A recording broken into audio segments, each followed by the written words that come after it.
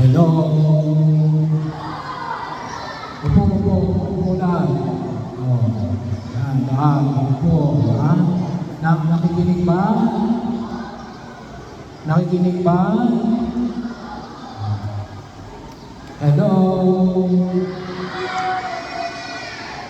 So, bahagi nyo, araw-araw tayo ngayong magdarasal at mag-aalay sa mahal na Belen Maria.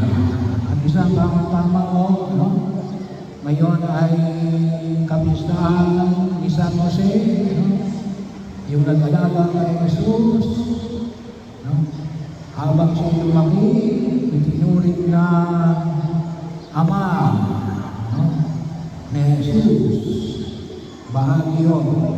So, nakita natin na si Jesus ay anak ng isang anong pinagkingan ni si Evangelio? Anong trabaho ni San Jose? Anong trabaho ni San Jose? Sino may alam? Anong trabaho ni San Jose, mga bata? Hindi nyo alam kung anong trabaho ni San Jose? Sino may alam? Sino may alam? Walang may alam? Kung sino, anong trabaho ni San Jose? Hindi nyo alam. Binanggit ko kanina. Ano? Carpentero. Palapakan naman yun sa mago. No? Palapakan nyo naman. At nakikinig. Carpentero. Alam niyo ba yung carpentero? Mga bata, alam niyo ba yung carpentero? Anong trabaho ng carpentero? Gumagawa ng bahay. No? So, naglalagari. Nagpapako. Sa mga haligi ng bahay. Yun ang trabaho ni San Jose, ang carpentero. Pinaalalahanan tayo na alin, na dapat tayo ay makita yung karangalan ng pagtatrabaho. Sabi ko nga kanina sa simula ng misa, bawal ng tamad. Bakit? Kasi hindi tayo naging katulad ng Diyos. Yung bahagi nyo, kung yung maalala sa aklat ng Genesis, na nakita natin na yun ang gumawa ng lahat ng bagay. Yung unang 6 na araw, binigyan ng Diyos ang lahat ng mga bagay. So, ibig sabihin, ipinapanalangin natin lahat ngayon ng mga nagtatrabaho, carpintero, lahat ng mga manggagawa, government employee, ano man ulit ng iyong maging yan man ay sa pribadong sektor, yung mga pulis, yung mga sundalo, yung mga lahat, yung mga gumagawa ng kalsada, ating ipinapanalangin. Ipanalangin nyo yung mga magulang na nagtatrabaho araw-araw para mayroon tayong mapagsaluhan sa ating Ama. At kaya na po yung mga walang bayan. Katulad ng ibawa ng nanay, wala namang bayan yung mga nanay. So ipagpasalangin natin sila. At isa o na huwag natin kalimutan natin yung karangalan ng paggawa natin. Inayos ng Diyos na tayo ay makatulad sa Kanya sa pamagitan ng paggawa. Kaya nga sabi ko na bawal ang tamad. Kasi hindi mo makikita sa tamad yung alin, yung pagkilos ng Diyos. Kasi yung pagkilos ng Diyos yung alin, paggawa. Paglinang ng daigdig. maging masipag.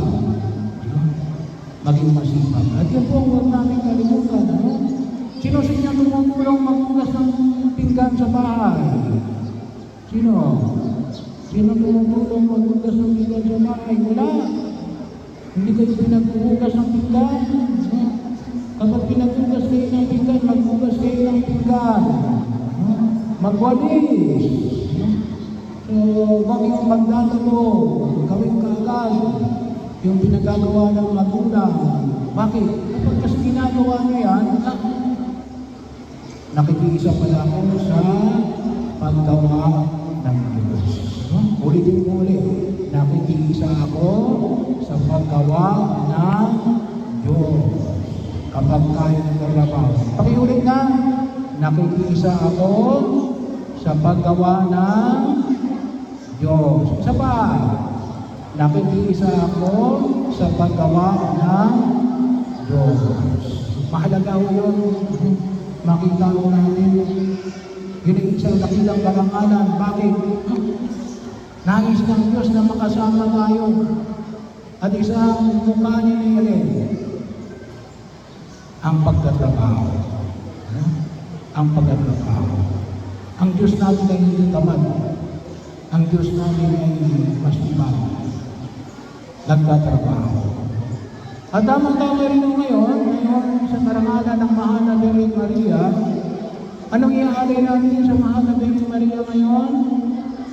Bulaklak. Bulaklak.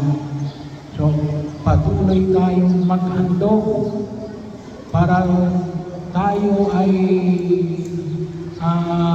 makatulad sa mahal na Birhen Maria na naghandog ng kanyang sarili.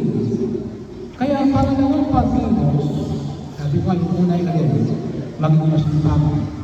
Pero yung inyong pagsipag, iahandog nyo rin sa Diyos. Katulad mamaya, gagawin nyo, iahandog nyo sa mahal na Birhen Maria yung mga bulaklak. Kapag kayo nagwawalis ng bahay, kapag kayo ay naghugas ng pinggan, ay ialay ninyo. Ialay ninyo sa Diyos. Sabihin niyo, Panginoon, aking iniaalay ito, gawain na ito. Sana ako ay maging mabuting bata. Sana sa paghahandog ko ng pagiging masipag ay alin, mahulog ako bilang isang bagong marunong kumilos at makibahagi sa pagdinang ng daigdig na ito. Ihalin natin sa Diyos. Kasi pwede naman na ikaw ay maghugas ng pinggan, hugas ng pinggan. Pero ang gawin na natin, sabi na natin, dalawa na. Naghuhugas tayo ng pinggan at inihahandog natin sa Diyos. Yun ang tinatawag natin. So ano ang pagkilos? Hindi lamang trabaho. Ang trabaho natin ay alin? Isang pagkilos ng paghahandog. Isang sakripisyo na ibinibigay natin sa Diyos. Mahalaga ko yun. Mahalaga ko yun na makita natin. Kasi yan po yung buhay na ipinamanhid sa atin, ipinakita ng mahal na Birhen Maria sa kanyang paghahandog kay Jesus para magdulot ng kaligtasan sa atin. Yan din po ang halimbawa ng paghahandog ni Jesus. Inialay niyang kanyang sarili sa krus para sa ating kaligtasan. Kaya bahagi ito. At alam nyo, ay lalong-lalo na kayo, mga bata, malalakas kayo panalangin, ay sigurado ay huhuhugin kayo. Huhuhugin